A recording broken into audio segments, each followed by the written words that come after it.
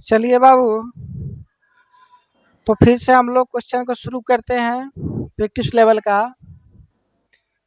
Question कुछ इस तरीके से है, बोला है बाय यूजिंग डिवीजन एल्गोरिदम, यानी यूक्लिड डिवीजन एल्गोरिदम का इस्तेमाल करना है।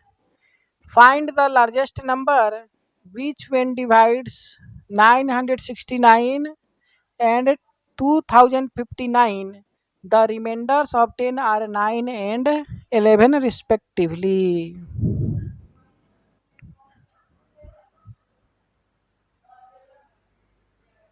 अब देखिए, तो हाईएस्ट नंबर हमको लार्जेस्ट नंबर निकालना है, जिससे ये दोनों को हम क्या करें बाबू, डिवाइड करें। तो इसमें से रिमाइंडर 9 आ जाए और इसमें से रिमाइंडर 11 आ जाए। तो इसका मतलब ये हुआ कि पहले ही अगर हम इसमें से 9 सब्ट्रैक्ट कर लें और इसमें से 11 सब्ट्रैक्ट कर लें, तो जो बचेगा उसका अगर हम HCF हाईएस्ट कॉमन फैक्टर निकाल लें, तो वही लार्जेस्ट नंबर होगा जो दोनों को डिवाइड कर रहा होगा। और उसके बाद इसमें से 9 बच रहा होगा रिमाइंडर और इसमें से 11 बच रहा होगा, राइट। तो यही टेक्निक हम लोग अपनाएंगे। इसमें जितना रिमाइंडर बच रहा है जिसमें से उसमें से उसको घटा दीजिए और उसके बाद उसका HCF निकाल दीजिए। वही HCF हमारा रिक्वायर्ड आंसर हो जाएगा। यानी इसमें से 969 में से 9 को सब्ट्रैक्ट कीजिएगा तो कितना आ जाएगा बाबू, तो 960 आ जाएगा। और फिर 2059 में से 11 को घटा दीजिए तो कितना आ जाएगा बाबू, तो ये 8 हो जाएगा और ये 4 हो जाएगा, 02, राइट। तो हमारा रिक्वायर्ड आंसर क्या हो जाएगा बाबू,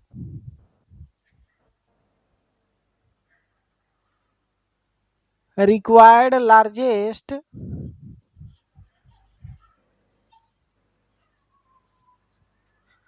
नंबर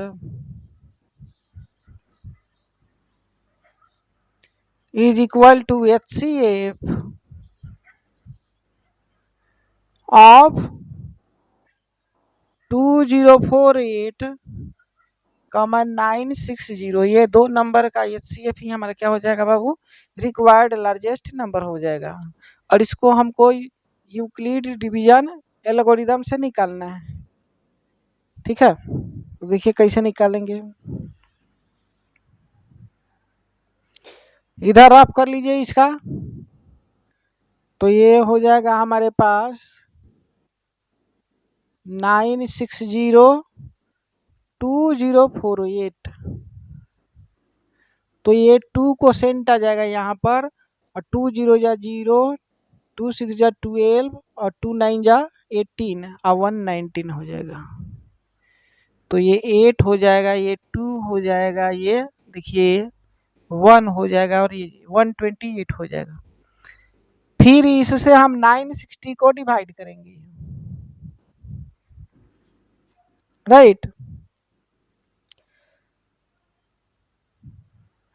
तो लगभग यहाँ पर 7 आ जाना चाहिए। 7 से करके देखिए, 7 को सेंट रखिए तो 7 8 जा 56, कैरी हो गया 5 और 7 2 जा 14 और 5 19, कैरी हो गया 1, 7 1 जा 7 और 1 8, राइट।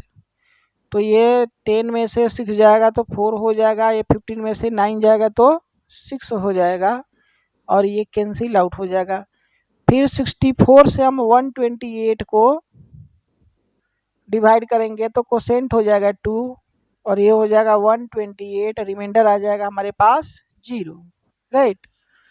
तो इसको आप यूक्लिड डिवीजन लेमा के फॉर्म पर अप्लाई कर दीजिए। डिविडेंड हमारा 2048 है, इक्वल से डिवाइजर यानी 960 टाइम्स कोसेंट यानी 2 प्लस रिमाइंडर हमारा 128 है, राइट। फिर नेक्स्ट स्टेप में क्या होगा बाबू, तो 960 हमारा डिविडेंड हो जाएगा,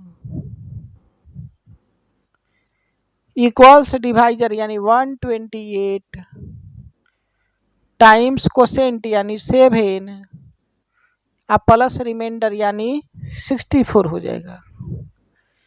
फिर नेक्स्ट स्टेप में क्या हो जाएगा, तो 128 हमारा डिविडेंड बनेगा,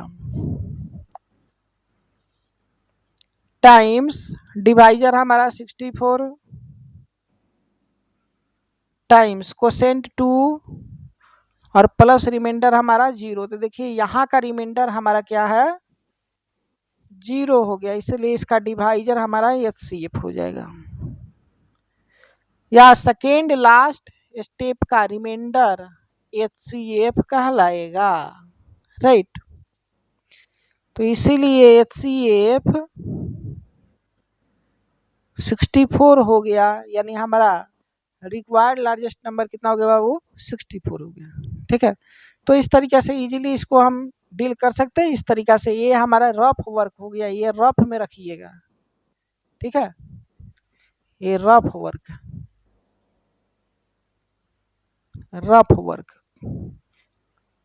क्वेश्चन सॉल्व करते इसको रफ वर्क में बनाइएगा, ठीक है।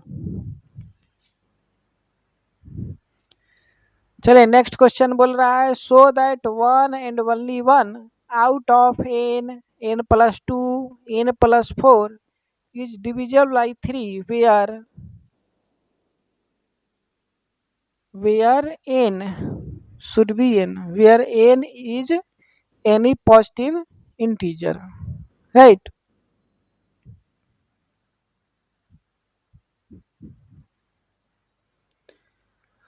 तो इसके जैसा पहले हम लोग क्वेश्चन कर चुके हैं, तो हम उसी के जैसा फिर इसमें भी प्रोसीड करेंगे। मान लेंगे कि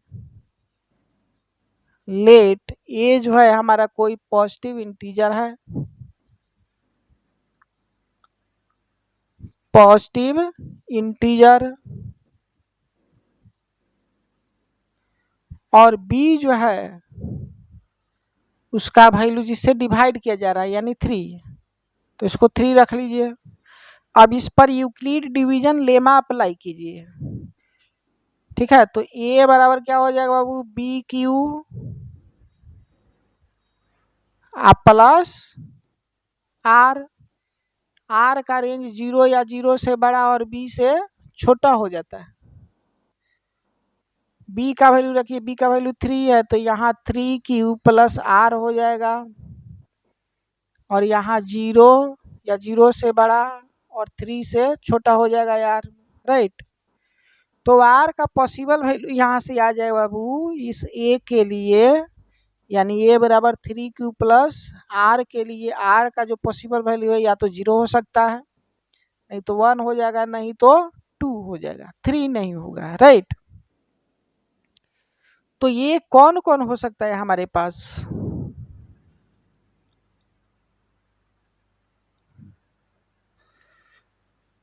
तो जब आर को हम 0 करेंगे तो ये हमारा 3Q हो जाएगा, आर को 1 करेंगे तो ये हमारा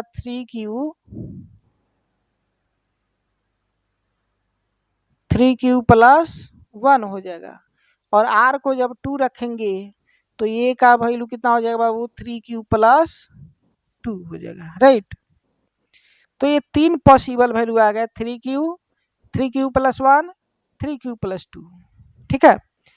तो अब इस ए का वैल्यू इस एन में रखेंगे, एक बार एन में, एक बार एन प्लस 2 में, एक बार एन प्लस 3 में, सबको रखेंगे, ठीक है। और हम देखेंगे कि जब एन में सबको रखेंगे तो कोई एक ही उस समय 3 से डिवाइड कर रहा होगा, अन्य दो नहीं करेगा। फिर एन प्लस 2 में जब रखेंगे इस सबको बारी बारी से, तो देखेंगे कि एक ही 3 से डिवाइड कर रहा होगा, अन्य 2 नहीं करेगा। उसी तरीका से n प्लस 4 में जब इसको रखेंगे तो केवल एक ही at a time only 1 divide होगा, 3 से रिमेनिंग हमारा डिवाइड नहीं हो पाएगा, राइट। जैसे n का वैल्यू हम क्या करते हैं, ये मानते हैं, और ये हमारा 3Q रखते हैं, ठीक है। पहला में 3Q रखते हैं, तो इस समय तो ये इजीली 3 से डिवाइड हो गया, क्योंकि ये देखिए 3 इसके साथ प्रोडक्ट में नहीं, लेकिन जब इसी में हम 3Q प्लस 1, 3Q जो है n प्लस 2 में रखेंगे तो 2 रिमाइंडर आ जाएगा। देखिए n+2 का वैल्यू निकालिए, आइए हमारा 3q है तो 3q+2 आ जाएगा, राइट। तो यहाँ 2 रिमाइंडर हो जाएगा जब 3 से इसको डिवाइड करेंगे। उसी तरीका से n+4 में रखेंगे तो ये 3q+4 हो जाएगा, राइट। तो ये भी एग्जैक्टली डिविजिबल 3 से नहीं है, यानी एक बार में एक ही डिवाइड करेगा, या तो n नहीं तो n+2 नहीं तो n+4। फिर इसी तरीका से हम क्या करेंगे, एक बार n का वैल्यू 3q+1 रखेंगे, यानी n बराबर a हो गया, और इस बार n का वैल्यू 3q+1 हो गया। तो n तो हमारा 3 से डिवाइड नहीं करेगा, रिमाइंडर हमारा 1 आ गया, लेकिन n+2 का क्या होगा, तो n+2 जो है, नहीं, n+2, n के जगह पर 3q+1 रख दिए, इसमें +2 भी ऐड करना है, तो ये हो जाएगा, देखिए 3q+3, 3q+3, यानी 3 कॉमन हो जाएगा और ब्रैकेट में आ जाएगा q+1। तो देखिए इसके पास भी एक फैक्टर 3 है, यानी ये 3 से इजीली डिविजिबल हो जाएगा, लेकिन जब इसके लिए निकालेंगे तो फिर से रिमाइंडर कुछ ना कुछ आ जाएगा, नहीं डिविजिबल होगा। सिमिलरली लास्ट वाला रखिए, n बराबर ये, और a का वैल्यू इस बार 3q+2 रखेंगे, तो n के लिए तो ये देखिए रिमाइंडर 2 है, n+2 के लिए भी रख के देखिए, यानी 3q+2 पहले से था और 2 और जुटेगा, तो ये 3q+4 हो जाएगा। तो यहाँ पर देखिए रिमाइंडर हमारा कुछ ना कुछ बच जाएगा, कितना बचेगा, तो इसको रीअरेंज कीजिएगा तो ये 3q हो जाएगा, और 4 हमारा 3+1 लिख सकते हैं इसको, तो इसमें से 3 कॉमन कीजिएगा तो ब्रैकेट में q+1 इसका +1, राइट। तो यहाँ 3 से जैसे इसको डिवाइड कीजिएगा तो यहाँ रिमाइंडर हमारा 1 बच जाएगा, लेकिन n+4 के लिए क्या होगा, तो n+4 रखेंगे, और n का वैल्यू 3+2 है, 3q+2 +4, तो ये आ जाएगा बाबू 3q+6, और फिर से दोनों में 3 कॉमन हो जाएगा तो यहाँ q+2 हो जाएगा, यानी ये हमारा 3 से कंप्लीटली डिविजिबल है, क्योंकि 3 एक इसका फैक्टर है, लेकिन उस समय n+2 या n डिविजिबल नहीं होगा। तो हर n के a वैल्यू के लिए, राइट, एक ही एट ए टाइम डिवाइड कर रहा है, अन्य दो डिवाइड नहीं कर रहा है, इसी को प्रूव करना था जो हमने यहाँ पर किया। चलिए नेक्स्ट क्वेश्चन बोल रहा है, for any positive real number x, यानी x को क्या बोल रहा है, तो x को बोल रहा है कि ये क्या है बाबू, पॉजिटिव है, और पॉजिटिव में रियल नंबर है,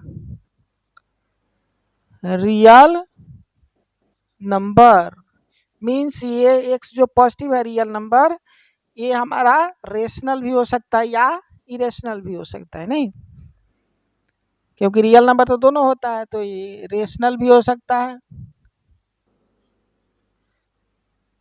या इरेशनल भी हो सकता है। ये इंफॉर्मेशन हमको मिल गया ऊपर वाले स्टेटमेंट से। फिर बोल रहा है prove that there exist an irrational number y such that y lie between 0 and x, ठीक है।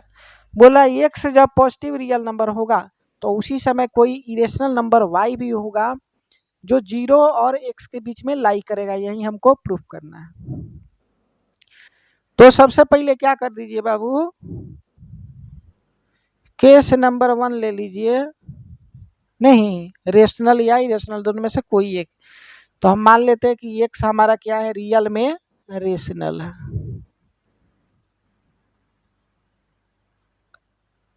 क्या बाबू? रेशनल है। ठीक है। अगर ये रेशनल है तो अगर इस रेशनल को अगर हम √2 या √3 नहीं या √5 से अगर डिवाइड करें, जैसे √2 से अगर हम डिवाइड कर दिए, ठीक है, तो ये जो x/√2 है ये तो छोटा हो जाएगा x से और बड़ा हो जाएगा 0 से। ये छोटा x से क्यों छोटा होगा जी? तो x से इसलिए छोटा होगा क्योंकि हम जानते हैं कि √2 जो होता है वो बड़ा हो जाता है 1 से, क्योंकि √2 का वैल्यू 1.41 आता है। इस तरीका से बढ़ते चला जाता है जो 1 से बड़ा होता है। तो किसी चीज को 1 से बड़ा चीज से डिवाइड करेंगे तो वो छोटा हो जाएगा 1 से, राइट। 1 से छोटा का फैक्टर से इसमें मल्टीप्लाई करेगा तो इसे तो ये छोटा ही हो जाएगा, राइट। तो इसीलिए x/√2 जो है वो 1 से छोटा हो जाएगा और 0 से बड़ा हो जाएगा, क्योंकि x हमारा पॉजिटिव है, पॉजिटिव इरेशनल से इसको डिवाइड किया है। अब देखिए ये हमारा रेशनल और ये इरेशनल, तो ये टोटल मिला करके इरेशनल हो जाएगा और इसी इरेशनल को हम y मान लेते हैं। तो y का वैल्यू जो है वो 0 से और x के बीच में लाई कर रहा है। इसका मतलब 0 और x के बीच में कोई भी पॉजिटिव अगर रेशनल नंबर लीजिएगा तो 0 और उस पॉजिटिव रेशनल के बीच में कोई ना कोई एक इरेशनल नंबर आएगा ही आएगा, यही हमको प्रूफ करना था। लेकिन ये केवल केस 1 के लिए हमने प्रूफ किया, अभी इरेशनल के लिए बाकी है।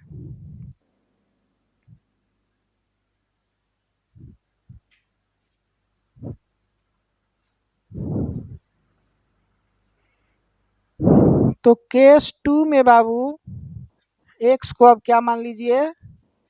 इरेशनल।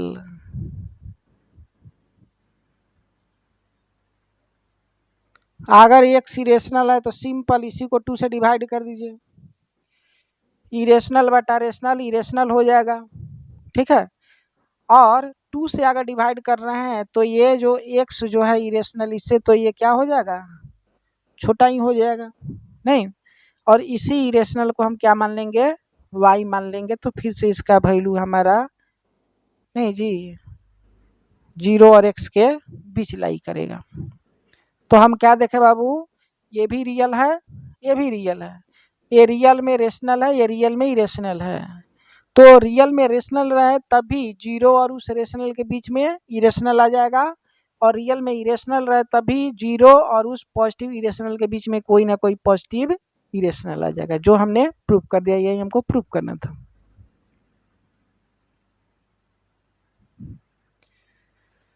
फिर बोल रहा है प्रूव दैट 1/√3 इज इरेशनल।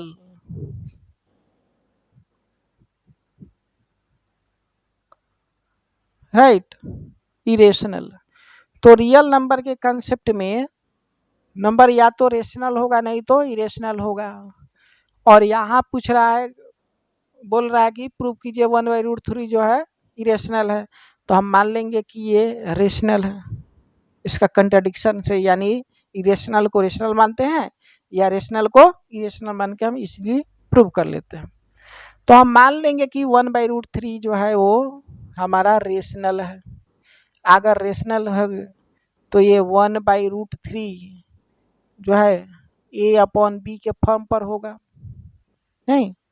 अब a और b के बीच में हो सकता है कोई ना कोई कॉमन भी फैक्टर हो, तो हम क्या करते हैं, a और b को कॉमन जो फैक्टर है इनके पास उसको हम काट देते हैं, और जो नंबर बचा वो p/q के रूप में लिख लिए।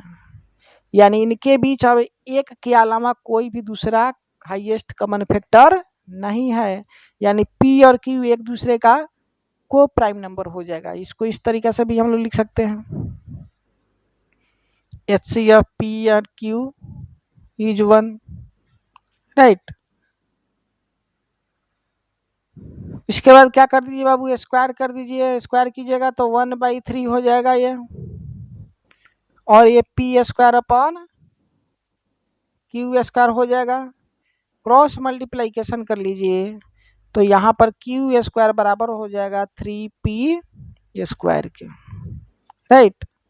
तो यहाँ देखिए क्यू स्क्वायर बराबर है 3 × p² के, यानी 3 भी क्यू² को डिवाइड कर रहा होगा और p² भी क्यू² को डिवाइड कर रहा होगा, राइट। तो अगर 3 क्यू² को डिवाइड कर रहा है यहाँ पर 3 क्या कर रहा है, डिवाइड कर रहा है क्यू² को। तो इसका क्या मतलब, तो इसका मतलब ये हुआ कि 3q को भी डिवाइड करेगा थ्योरम से। 3 डिवाइड q, अगर 3q को भी डिवाइड कर दिया तो इसका मतलब कि 3 के पास कोई एक अन्य फैक्टर होना चाहिए क्वोशेंट के रूप में, जिसको इसमें मल्टीप्लाई करने पर q के बराबर आ जाए। तो उस फैक्टर को हम लोग k मान लिए, यानी q बराबर क्या हो जाएगा बाबू, 3 × k। क्वेश्चन नंबर 1 मान लीजिए थोड़ी देर के लिए, राइट। अब इस q के वैल्यू को यहाँ पर पुट कर लीजिए, यहाँ पर पुट कर दीजिएगा तो ये क्यू² है, इसको सेकेंड मान लीजिए और ये वाला हमारा फर्स्ट, राइट। तो इस q के वैल्यू का इक्वेशन फर्स्ट में जब पुट कीजिएगा तो ये क्यू² के जगह पर 3k का स्क्वायर हो जाएगा।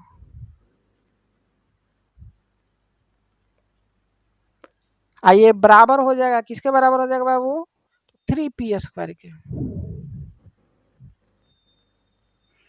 तो ये 9k² इक्वल्स 3p², तो इससे ये कट जाएगा तो ये 3 आ जाएगा, यानी 3k² इक्वल्स p² हो जाएगा, राइट। तो यहाँ से फिर देखे क्या देखे बाबू कि 3 जो है p² को डिवाइड कर रहा है, सिमिलरली इसी तरीका से तो 3p को भी डिवाइड करेगा। तो लिख देंगे चूंकि 3 डिवाइड्स p², इसलिए 3 डिवाइड्स p, यानी 3 के पास फिर से उसी तरीका से कोई ना कोई एक कांस्टेंट होगा जिसको आपस में मल्टीप्लाई करने पर p के बराबर आ जाए। तो यहाँ p बराबर 3c, उस कांस्टेंट को हमने 3c लिख लिया। तो सेकेंड और थर्ड से देखिएगा कि p और q दोनों के पास 3 जो है वो कॉमन फैक्टर के रूप में है, यानी अब इसका HCF जो है वो 1 नहीं रहा, अब 3 रह गया, यानी HCF किसे किसे, 2 और 3 से। P और Q का HCF कितना आ गया बाबू, 3, जबकि हमारा एजम्पशन क्या था कि इसका HCF 1 रहेगा, तो ये गलत हो गया।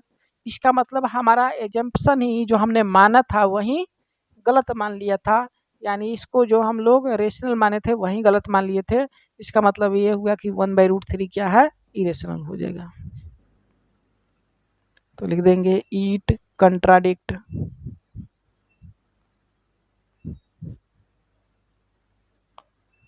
आवर assumption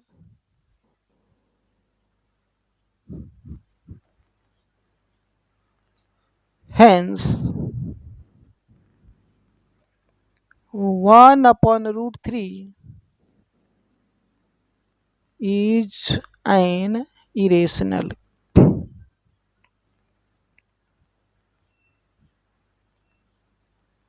इरेशनल, ये प्रूफ हो गया। एक तो प्रोसेस ये है, दूसरा प्रोसेस इससे भी शॉर्ट है, ठीक है। अब क्या है तो उसको देखिए।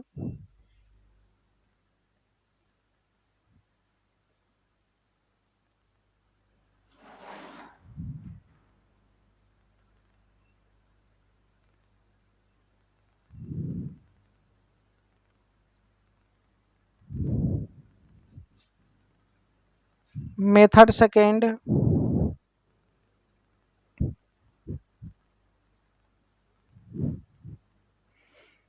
दिया है 1/√3 रेशनल प्रूफ करना है, तो मान लेते हैं कि इसको रेशनल यानी p/q के फॉर्म पर है। अब इसको क्या कर दीजिए, रेशनलाइज कर दीजिए।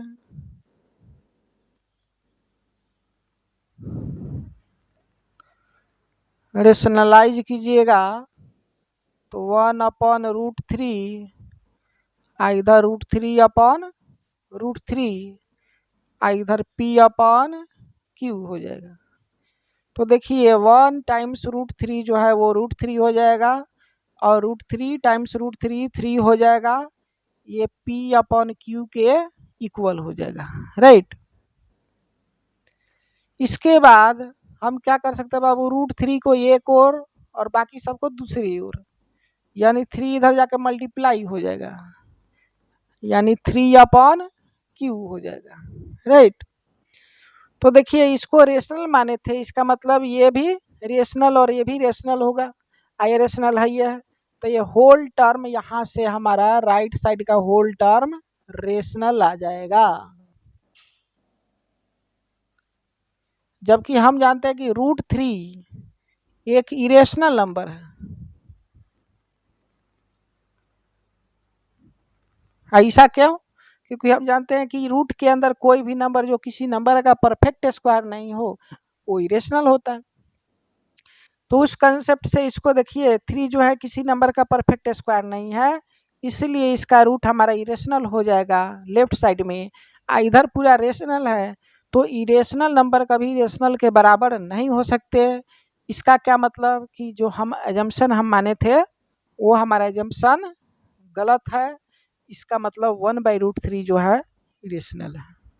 तो लिख देंगे since irrational number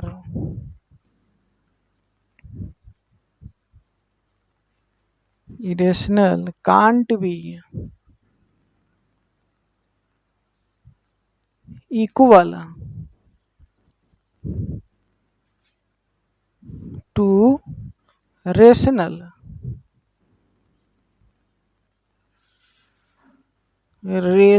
number,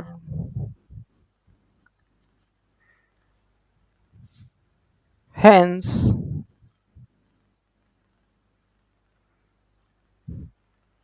our assumption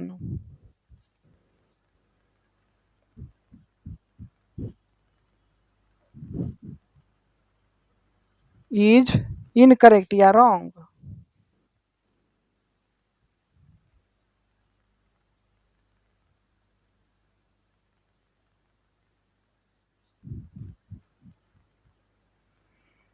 इसलिए 1/√3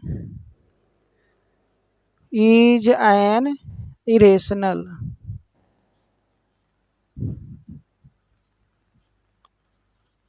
irrational proved। तो दोनों मेथड से, लॉन्ग और शॉर्ट, जिससे मर्जी उससे आप कर सकते हैं।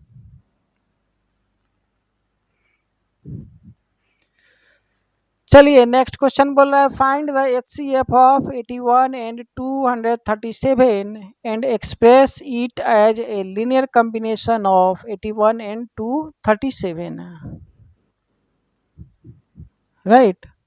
तो हम क्या करते हैं, यहाँ यूक्लिड डिवीजन एल्गोरिदम का कंसेप्ट लगा देते हैं और उसके लिए यहाँ रफ वर्क करना पड़ेगा बाबू।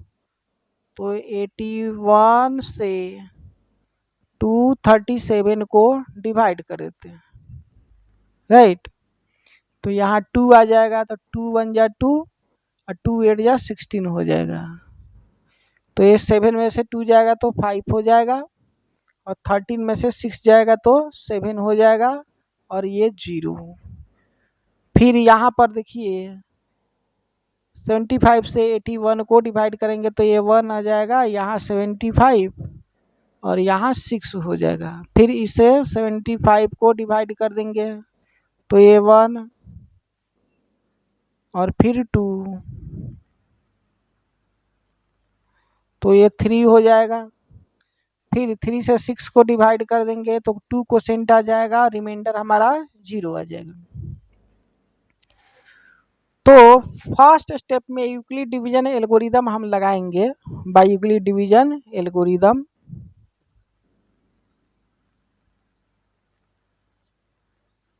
यूक्लिड्स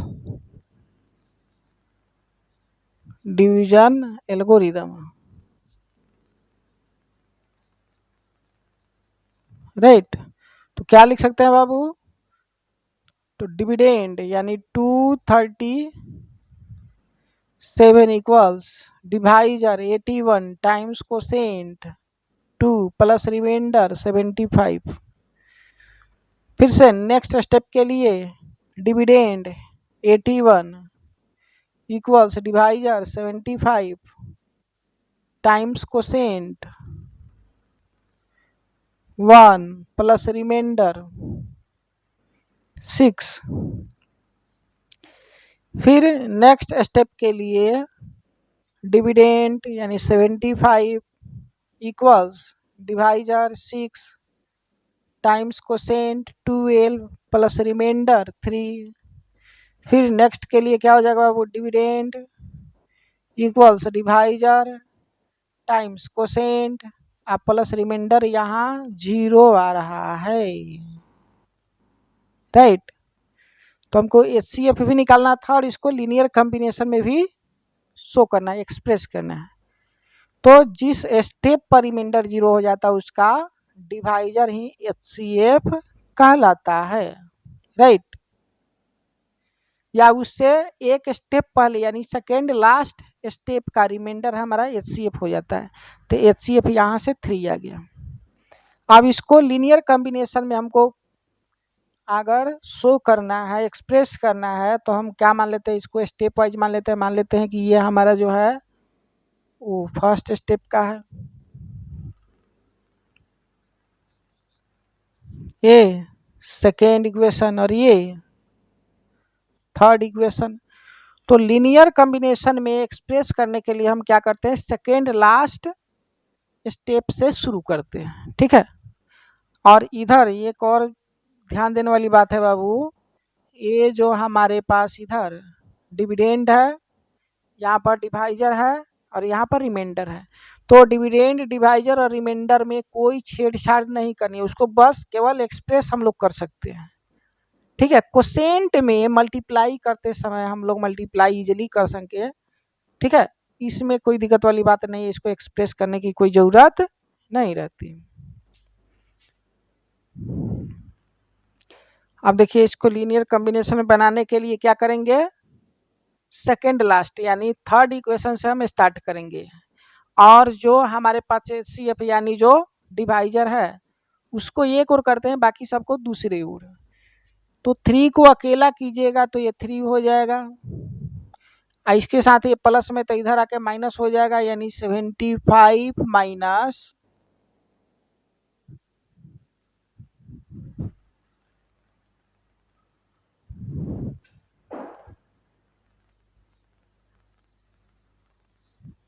ठीक है 75 माइनस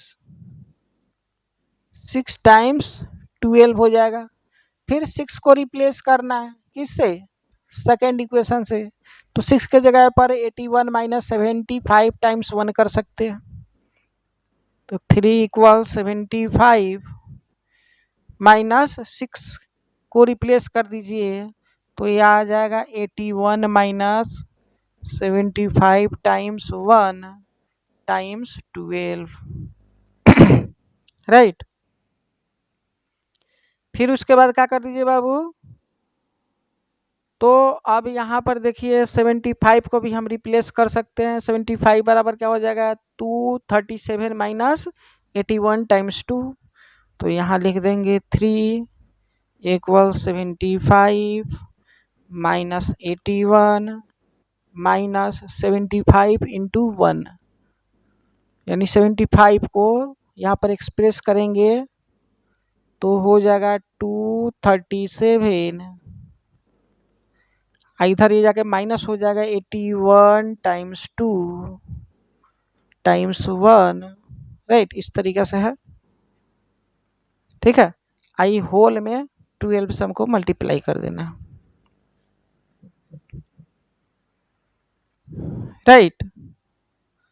चलिए अब इसको बस क्या कीजिए, रीअरेंज कर दीजिए। तो 3 यहाँ रहेगा, यहाँ 75 रहेगा, माइनस ये देखिए ये क्या हो जाएगा बाबू 81 minus 237 minus minus plus 81 times 2, क्योंकि 1 से इसको मल्टीप्लाई करेंगे तो कोई इफेक्ट नहीं आएगा।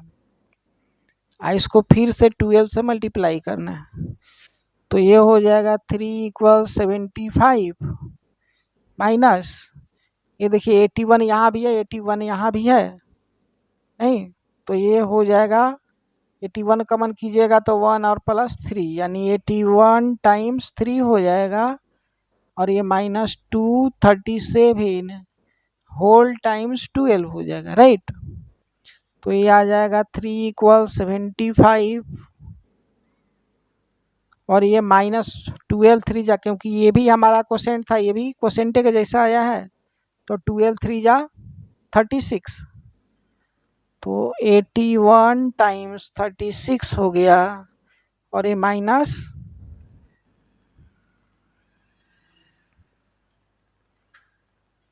237 टाइम्स 12, लेकिन एक और 75, नहीं जी, तो यहाँ जो 75 का वैल्यू रखे थे यहाँ भी रखना पड़ेगा, नहीं तो यहाँ भी रख दीजिए, ताकि हमारे 81 और 237 के टर्म में सब कुछ आ जाए।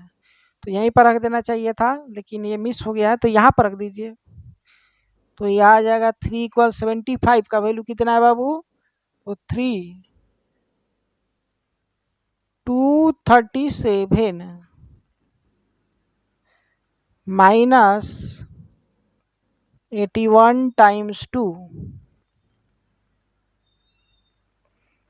माइनस यहाँ पर है 81 times 36, minus minus minus plus 237 times 12, right.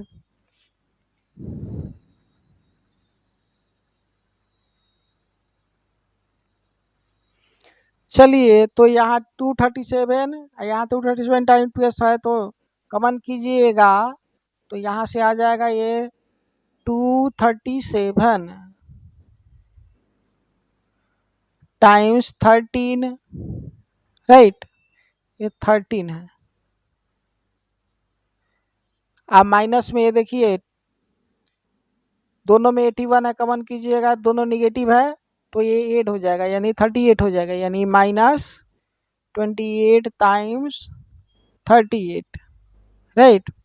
या इसको इस तरीके से भी लिख सकते हैं, 3 = 237 times 13 plus 81 times minus 38, right. तो ये लीनियर कॉम्बिनेशन बन गया। देखते हैं और भी कुछ बोला था क्या।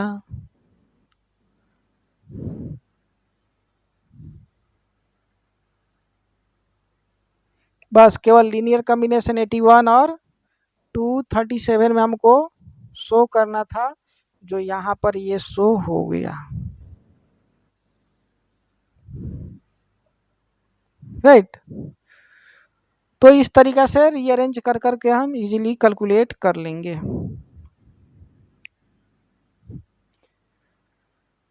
फिर नेक्स्ट क्वेश्चन है बाबू, if D is the HCF of 56 and 72, find X Y satisfying the equals इतना, also show that x and y are not unique, right. तो देखिए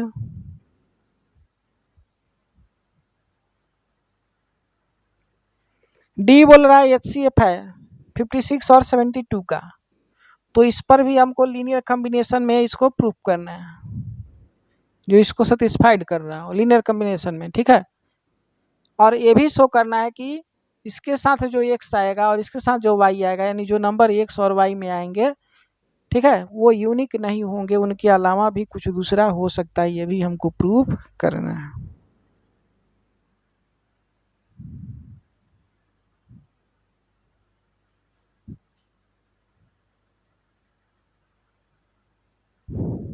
चलिए, तो क्या कीजिए बाबू, यूक्लिड डिवीजन एल्गोरिदम लगा दीजिए 56 और 72 के लिए, तो ये 1 हो जाएगा, ये 56, यहाँ 12 में से 6 जाएगा तो 6 हो जाएगा, और ये 1 16 हो जाएगा,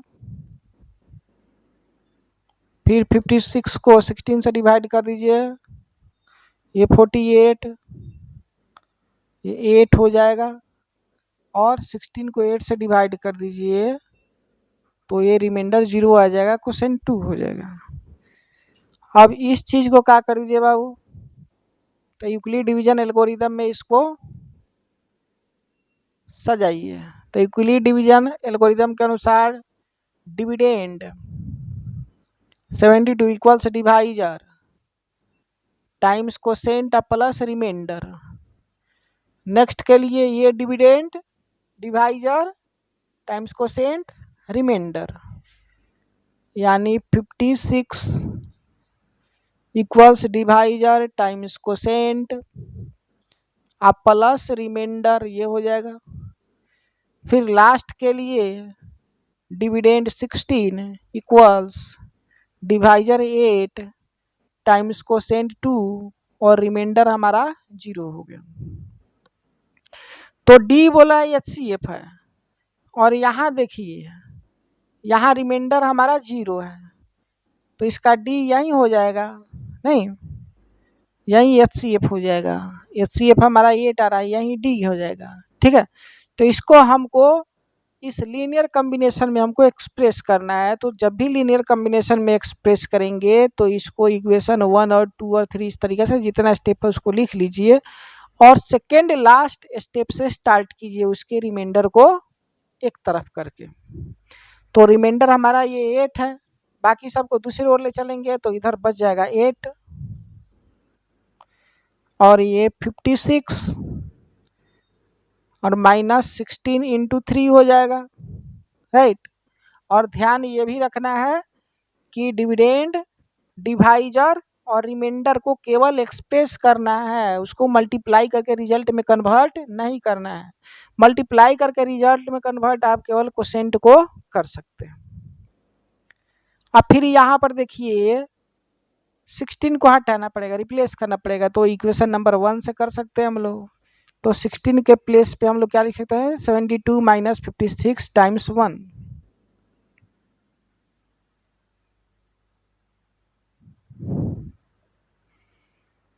तो यहाँ से कर दीजिए 8 इक्वल्स 56 माइनस 16, 16 के प्लेस पर हम लोग 72 माइनस 56 टाइम्स 1 कर सकते हैं, और टाइम्स 3 हो जाएगा, राइट। तो ये 8 हो जाएगा, ये 56 हो जाएगा, और ये देखिए माइनस इसी तरीक़ा से रहने दीजिए, ये इसमें मल्टीप्लाई करेगा तो 72 टाइम्स 3 हो जाएगा, माइनस 3 1 जा 3 यानी 56 टाइम्स 3 हो जाएगा।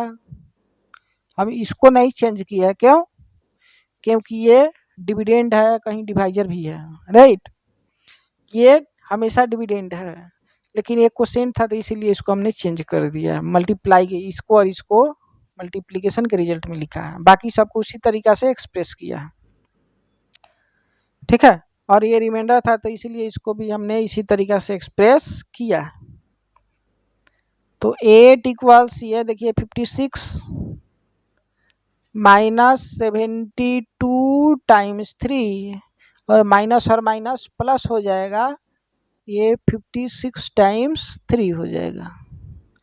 तो ये भी 56 और ये भी 56 टाइम्स 3, तो कॉमन कीजिएगा बाबू, तो ये 56 टाइम्स 4 हो जाएगा, और माइनस 72 टाइम्स 3 हो जाएगा।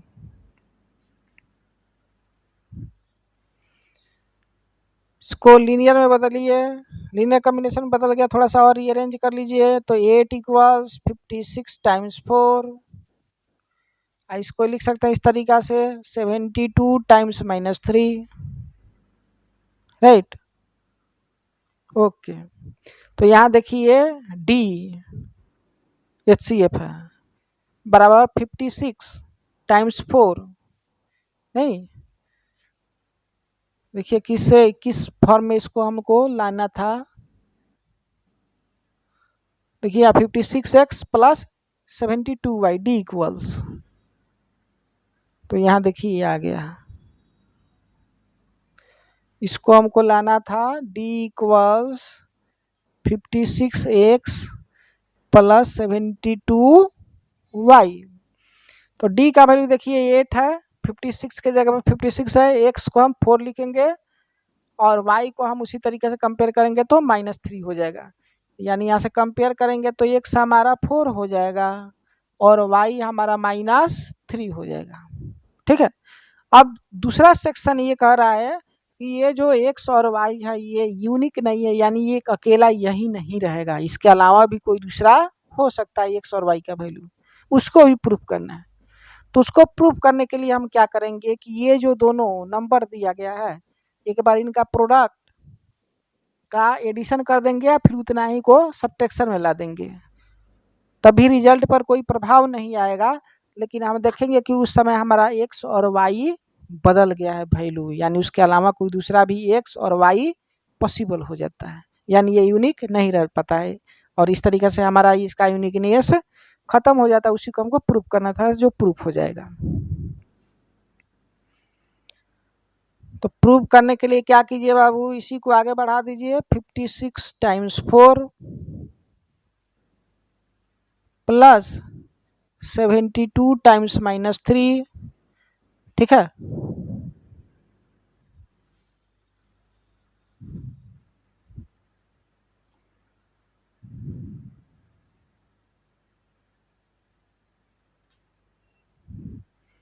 और इसमें ऐड कर दीजिए 56 टाइम्स 72 और सब्ट्रैक्ट भी इतना ही कर दीजिए 56 टाइम्स 72 और प्लस वाले को प्लस के साथ और माइनस वाले को माइनस के साथ लिख दीजिए। ये कीड़ा जो है बार बार आ जा रही है कीड़ा। तो इसको इसके साथ मैच कर दीजिए और इसको इसके साथ मैच कर दीजिए, यानी 8 इक्वल्स 56 टाइम्स 4 आप प्लस 56 टाइम्स 72 आप प्लस 72 टाइम्स -3 माइनस 56 टाइम्स 72, ऐसा लिख सकते हैं हम लोग। ई दोनों में क्या कर दीजिए बाबू, 56 को कॉमन कर लीजिए।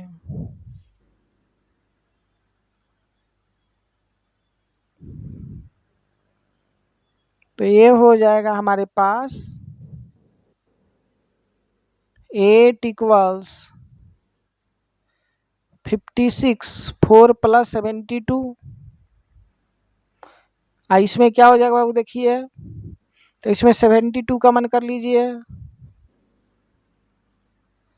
तो ये -3 और -56 हो जाएगा।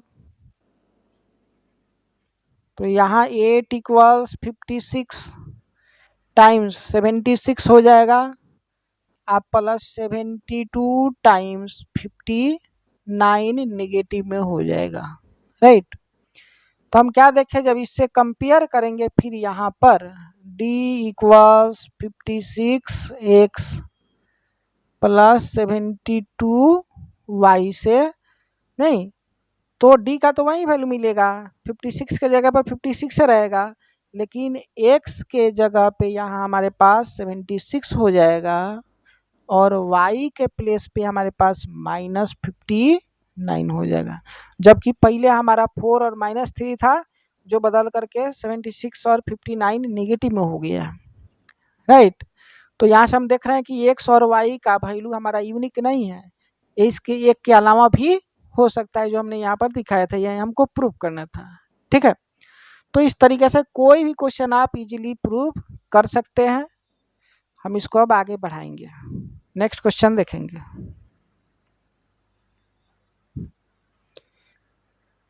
बोल रहा है so that cube root of 6 is not a rational number. फिर वही कंसेप्ट है, इसको मान लेंगे कि ये क्या है बाबू,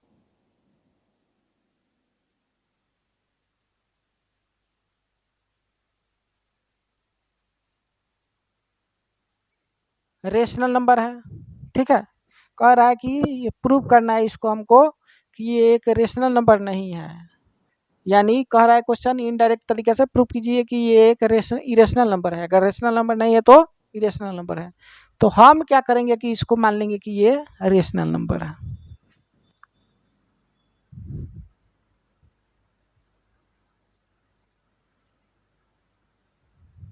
एज्यूम या लेट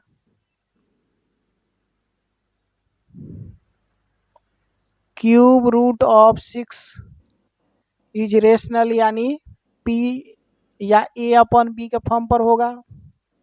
ठीक है, और ए और बी के बीच का जो भी कॉमन फैक्टर है उसे उसको काट दीजिएगा, तो जो नया वाला फॉर्म मिलेगा बाबू 6 का क्यूब रूट का, वो आ जाएगा पी अपॉन क्यू, यानी पी और क्यू का एचसीएफ निकालिएगा तो ये 1 आएगा। इनके बीच कोई कॉमन फैक्टर नहीं रहेगा, यानी ये को प्राइम नंबर हो जाएंगे। राइट, आप क्यूब कर दीजिए दोनों साइड में।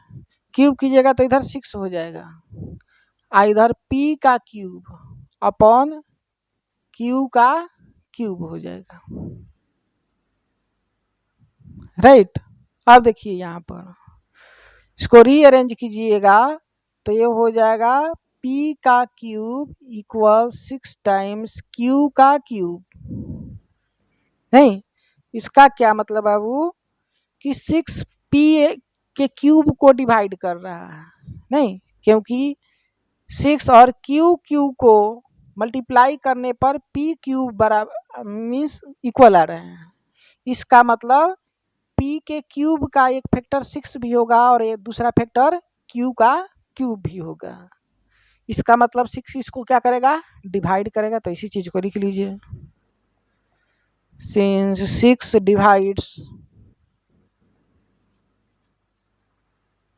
p क्यूब, अगर ये इसको डिवाइड करेगा तो ये p को भी डिवाइड करेगा थ्योरम के अनुसार, इसलिए 6 डिवाइड्स p।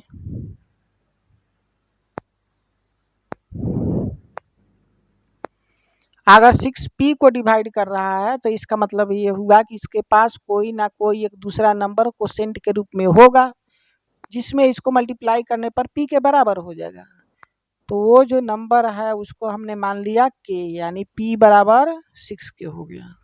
ठीक है, इसको इक्वेशन नंबर 1 मान लीजिए और इसको इक्वेशन नंबर 2 मान लीजिए। राइट, अब इक्वेशन नंबर 2 से p का वैल्यू इक्वेशन नंबर 1 में रख दीजिए और p का वैल्यू 6k है, तो यहाँ लिख दीजिए 6k का क्यूब बराबर 6 q का क्यूब। राइट, तो ये देखिए 216 हो जाएगा।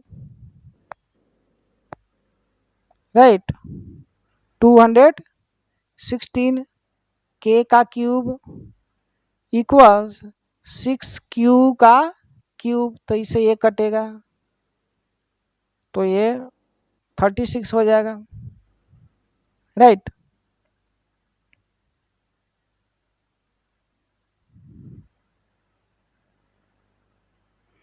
ये 36 हो जाएगा।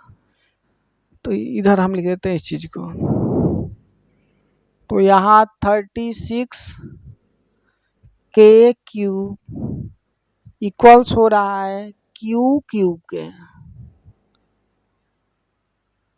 अब देखिए 36 को क्या लिख सकते हैं बाबू, 6 इंटू 6 के क्यूब लिख सकते हैं ना, इस तरीके से बराबर क्यू क्यूब, इस तरीके से लिख सकते हैं। तो हम क्या देखें बाबू कि क्यू क्यूब को 6 भी डिवाइड कर रहा है और 6 के क्यूब भी डिवाइड कर रहा है। नहीं, इसका मतलब नहीं कि अगर 6 क्यू क्यूब को डिवाइड कर रहा है तो 6 क्यूब को भी डिवाइड करेगा थ्योरम के अनुसार। तो इसी चीज को यहाँ पर लिख दीजिए, चूंकि 6 डिवाइड्स क्यू क्यूब, इसलिए 6 डिवाइड्स क्यू। अगर 6 क्यू को डिवाइड करेगा तो इसके पास कोई ना कोई एक फैक्टर होना चाहिए। क्वोशेंट के रूप में, जिसको इसमें मल्टीप्लाई करने पर क्यू के बराबर हो जाए। तो यहाँ से लिख सकते हैं कि इसीलिए क्यू बराबर 6 मान लेते हैं, वो नंबर हमारे पास सी ही है।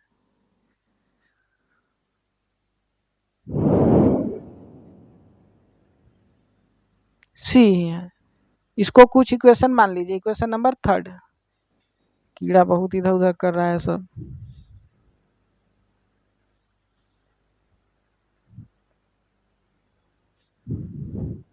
ठीक है, अब थर्ड और सेकंड से देखिएगा, तो P के पास भी 6 फैक्टर है, Q के पास भी 6 है, नहीं तो दोनों में 6 एक कॉमन फैक्टर हो गया, जो कि हम माने थे P और Q के पास कोई भी कॉमन फैक्टर नहीं है, उसका हाईएस्ट कॉमन फैक्टर 1 है, जबकि यहाँ HCF इसका हाईएस्ट कॉमन फैक्टर 6 आ रहा है। इसका मतलब ये हुआ कि जो हम माने थे वही गलती है। इसका मतलब ये हुआ कि 6 का क्यूब रूट जो हम रेशनल मान के चले थे, एक्चुअली वो रेशनल नहीं है, वो कौन है, इरेशनल है। ये प्रूफ हो जाएगा। तो लिख देंगे चूंकि HCF P कमा Q, ये 6 आ जाएगा किससे, 2 और 3 से, राइट। तो लिख देंगे hence it contradict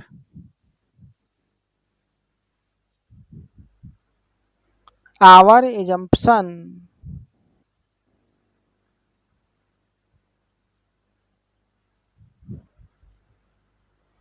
hence cube root of 6 is a rational, is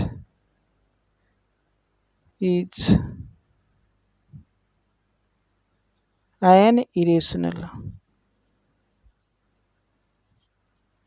तो जो रेशनल माने थे वो किस में बदल गया बाबू, इरेशनल में बदल गया इस कंट्राडिक्शन से, राइट। तो इस तरीके से कोई भी क्वेश्चन को आप इजीली सॉल्व कर सकते हैं।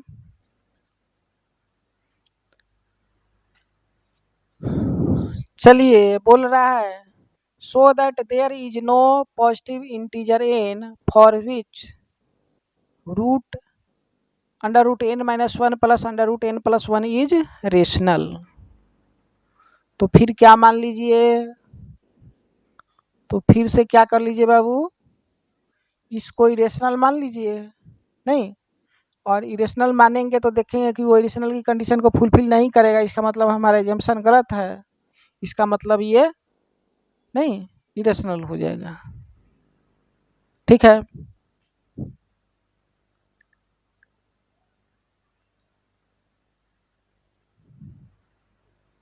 तो हम मान लेंगे कि ये हमारा रेशनल है। रेशनल है मीन्स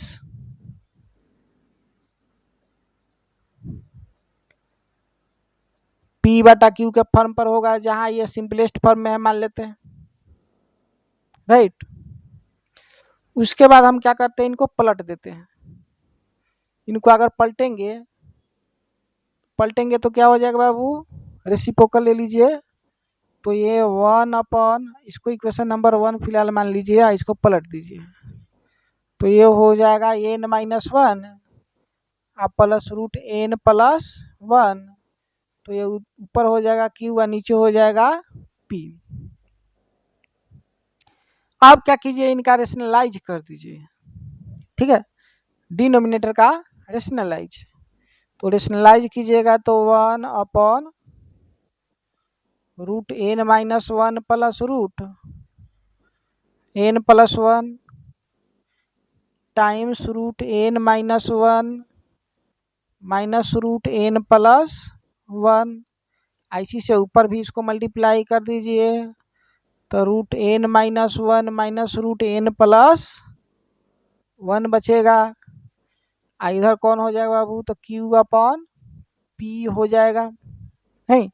तो यहाँ पर देखिएगा तो ये हो जाएगा A square minus B square. देखिए a plus B into A minus B बराबर A square minus B square, यानी इसका ए स्क्वायर, ऊपर इतना ही रहेगा। तो ऊपर root n minus 1 minus of root N plus one बचेगा,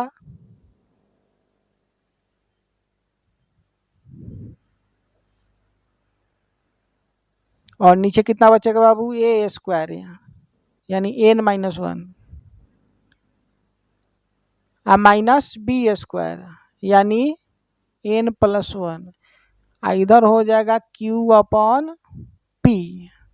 तो एन से एन देखिए कैंसिल आउट हो जाएगा, माइनस वन माइनस टू हो जाएगा, यानी वो हो जाएगा root N minus one minus root N plus one equal से जो नीचे माइनस टू है उधर ले दीजिए, तो ये माइनस क्यू अपॉन पी हो जाएगा। इसको इक्वेशन नंबर सेकेंड मान लीजिए।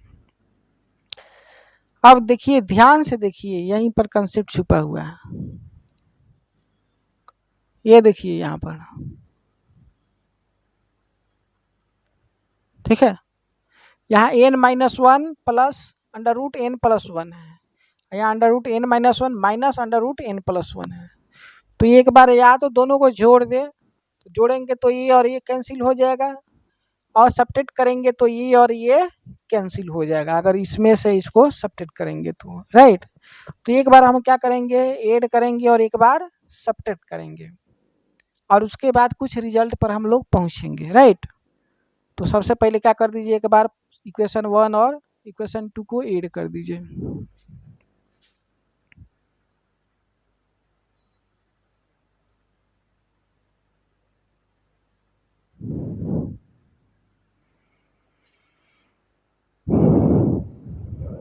ऐड करते हैं, इसको और इसको ऐड करेंगे तो ये निगेटिव वाला टर्म कट जाएगा, कैंसिल आउट हो जाएगा, और ये जुड़ करके दो गुना हो जाएगा, दोनों सेम है। तो यहाँ आ जाएगा two under root N minus one, और राइट साइड में क्या बचेगा बाबू, तो जोड़ रहे हैं हम लोग, तो P upon Q plus minus Q upon P हो जाएगा, यानी P upon Q plus minus minus Q upon P हो जाएगा, राइट। तो इधर एलसीएम ले लीजिएगा, तो two root N minus one left side में बचेगा, राइट साइड में क्यू पी, एलसीएम फिर किधर बैठा है,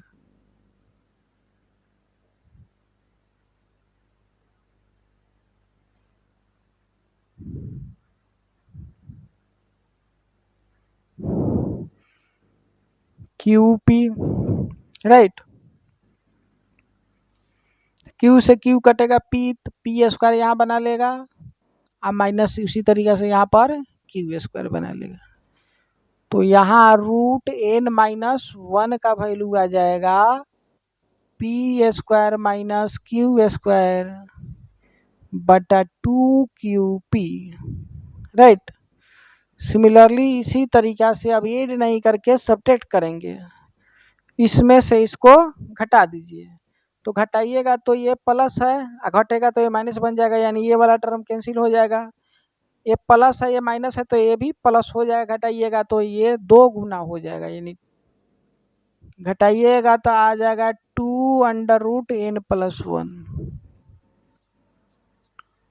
राइट। पी अपॉन क्यू, घटाना है इसको तो माइनस और माइनस प्लस हो जाएगा, क्यू अपॉन पी। तो यहाँ two root N plus one और एलसीएम ले लीजिए तो क्यू पी हो जाएगा, और ये P square plus Q square, तो यहाँ देखिए एन प्लस वन और यहाँ पी स्क्वायर आप plus Q square by two Q P बचेगा, राइट। अब इसको और इसको ध्यान से देखिए, तो P नहीं रेशनल था, तो रेशनल का स्क्वायर रेशनल, आई भी रेशनल का स्क्वायर रेशनल, रेशनल का प्रोडक्ट भी रेशनल, रेशनल में से रेशनल घटेगा तो रेशनल बटा रेशनल, ये टोटल रेशनल हो जाएगा, ये टोटल रेशनल हो जाएगा, ठीक है।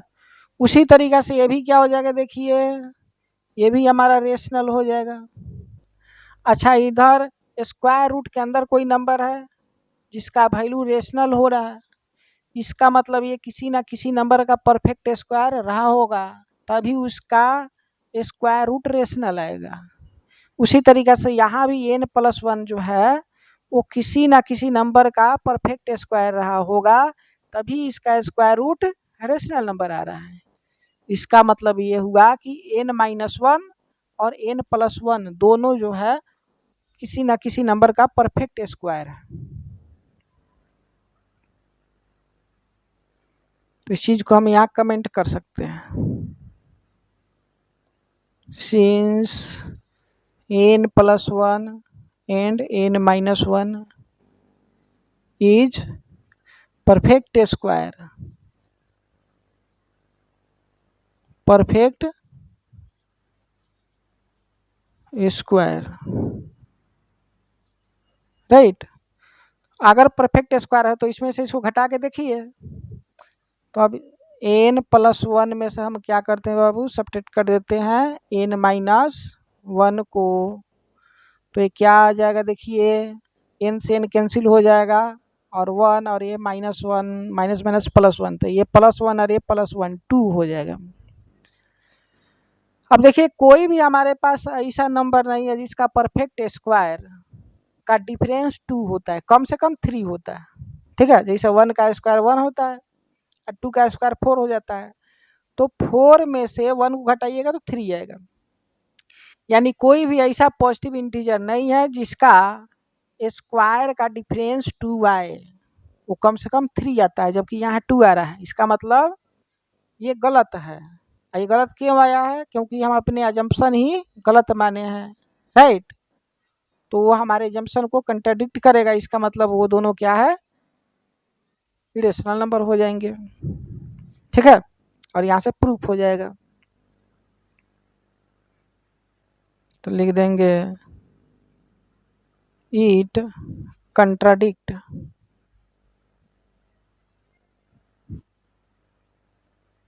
आवर assumption,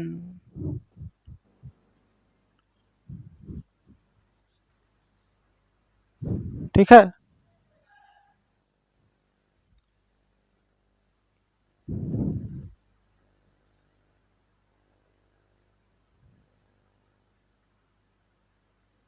नहीं, तो इसको हमने क्या माना था बाबू, रेशनल नंबर माना था। इसका मतलब यहाँ पर कोई भी n जो है वो पॉजिटिव इंटीजर ऐसा नहीं होगा जिसके लिए √n-1 और √n+1 रेशनल हो। ये प्रूफ हो गया, राइट। इसी को हमको प्रूफ करना था। ये कीड़ा बहुत ज़्यादा उड़ रही है, ये देखिए क्या हो गया।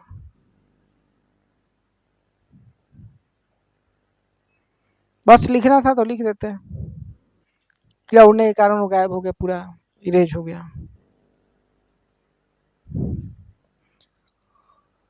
तो लिख देंगे हैंस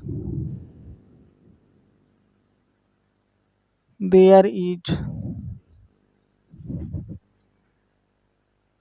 नो पॉजिटिव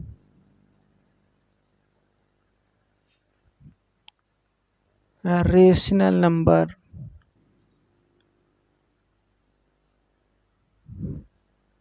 रेशनल था या इंटीजर था, पॉजिटिव इंटीजर,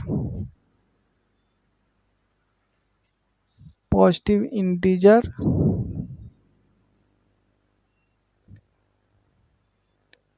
इंटीजर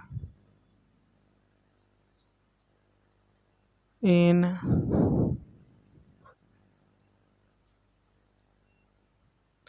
obtained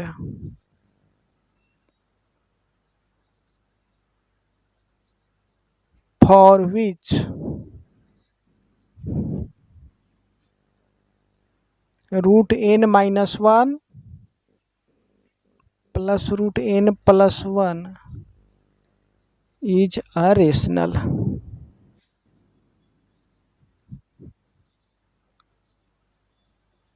ये प्रूव्ड हो गया, राइट।